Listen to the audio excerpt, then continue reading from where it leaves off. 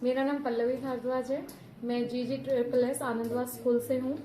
पहले मैं स्कूल का डिस्कस नहीं कर रही क्योंकि स्कूल में मुझे अभी 1 साल भी नहीं हुआ है, तो हैप्पीनेस का इतना नहीं है। पहले मैं जिस स्कूल में थी वहाँ 8th क्लास में एक लड़का था, उसका नाम राहुल था। वो बैठा रहता था चुपचाप। अगर हम हैप्पीनेस में कुछ भी पूछते उससे तो उसको कुछ भी नहीं समझ में आता था।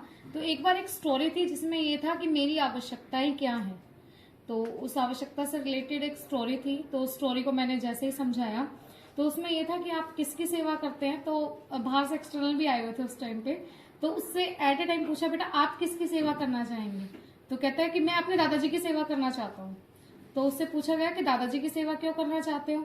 तो सबके मन में ये था कि बच्चा ये बोलेगा कि हाँ मैं मम्मी को देख रहा हूँ, पापा को देख रहा हूँ। नहीं, उस बच्चे ने जवाब दिया एट ए टाइम कि मैं दादा की सेवा इसलिए करना चाहता हूँ क्योंकि वो मरेंगे तो सारी जायदाद मेरे नाम आ जाएगी। तो उन्होंने कहा कि तेरे नाम क्यों आ जाएगी? तो कहते कि मेरे पापा सेवा नहीं करते, मेरी मम्मी सेवा नहीं करती, तो वो मेरे पास ही आएगी ऑटोमेटिकली। तो उसके अंदर इतना ये था कि जायदाद वर्ड उसे पता था, ये मेरे नाम पे चढ़ना, ये सब उसे पता था।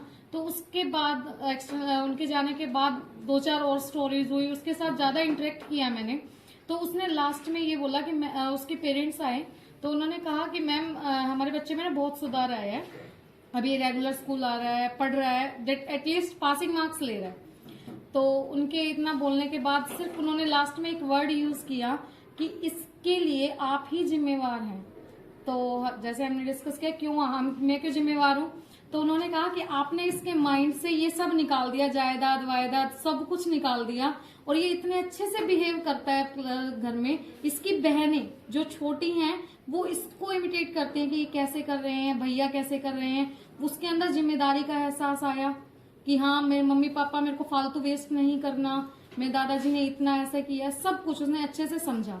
उसको देखते देखते ही जैसे ही हमने साइंस में उसे लेना स्टार्ट किया, उसके पासिंग मार्क्स पे साइंस में ही बता रही हूँ मैं, साइंस में हम कुछ भी करवाते थे, मेनली होता है कि एक तरह से साइंस में या किसी भी सब्जेक्ट में ले लीजिए, बच्चे के लिए होता है कि जो टीचर समझा रहा है हमें वो समझना है। वो इस वे में बैठा होता है कि मुझे ये चीज समझना ही है। और हैप्पीनेस में ये होता है कि मुझे मेरे मन में क्या विचार है, क्या उथल पुथल चल रही है, बच्चा वो एक्सप्लेन करता है। तो मेरे अकॉर्डिंग जब बच्चा बोलना सीखेगा, एटलीस्ट क्वेश्चन करना सीखेगा, तो वो हर एक सब्जेक्ट में मास्टरी कर सकता है।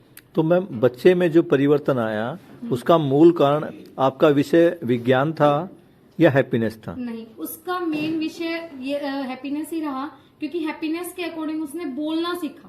उसमें मेन ये बैठे रहते हैं बच्चे, कई होते हैं पैसिव लिसनर होते हैं, सिर्फ बैठ के सुनते हैं कि हम क्या बोल रहे हैं और टीचर्स ने क्या बोला, सुना तो सुना, नहीं सुना तो नहीं सुना। बट हैप्पीनेस में हम हर एक बच्चे को बोलते हैं कि आप बोलिए, इसके बारे में आपके क्या विचार हैं, आप क्या करते हैं। वो आप वर्ड से वो बच्चा खुद हाथ ऊपर करके बोलना सीख जाता है कि मैम मैं भी बताऊं अपने व्यूज। तो मेरे हिसाब से हैप्पीनेस का बहुत ज्यादा फायदा है हर एक सब्जेक्ट में।